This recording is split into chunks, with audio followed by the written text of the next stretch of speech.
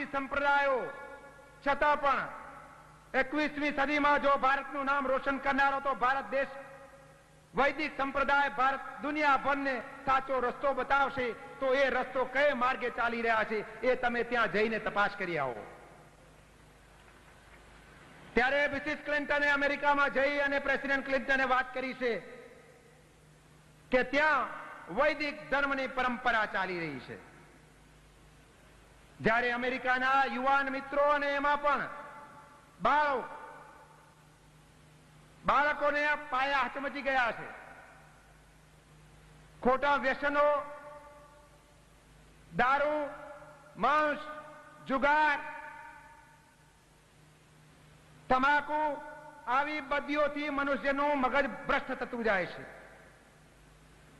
અને આવા સંસ્કારો, પાશ્ચાત્ય જગતના સંસ્કારો આપણા બાળક ઉપર ના પડે તેના માટે તો આવા મહાનુભાવો અને સંતો આવી વૈદિક પરંપરાને સાચવી રાખવા માટે આવા સંમેલનો કરતા હોય છે.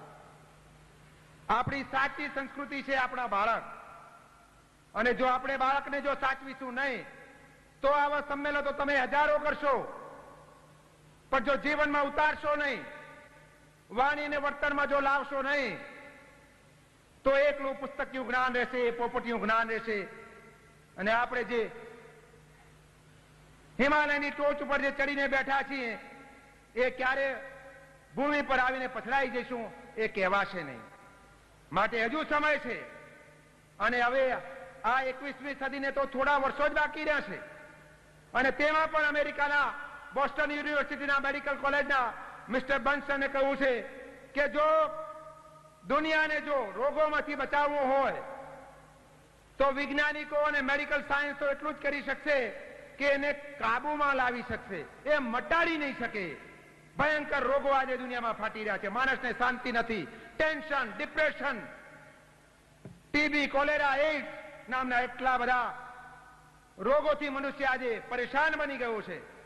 અને એને જો બચાવવા માટે હો તો એક ભારતીય વૈદિક પરંપરા છે અને તે છે ધ્યાન અને યોગના માર્ગે ચડવું પડશે. દુનિયાના બધા મનુષ્યની નજર ભારત દેશ ઉપર છે.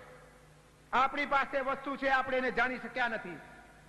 માટે આવા મહાનુભાવો આપણને આવા વારંવાર સંમેલનો કરી, ઘોષણા કરી આપણને સમજાવે છે કે તમારી સંસ્કૃતિને તમે જાળવજો. સમય છે, સમય કામ કરતો જાય છે. માટે આ સમયે મને અહીંયા 2 મિનિટ બોલવા માટેનો સમય આપ્યો છે તે બદલ રામદાસજી મહારાજના તેમજ મહાનુભાવોના ખૂબ ખૂબ આભાર માનું છું.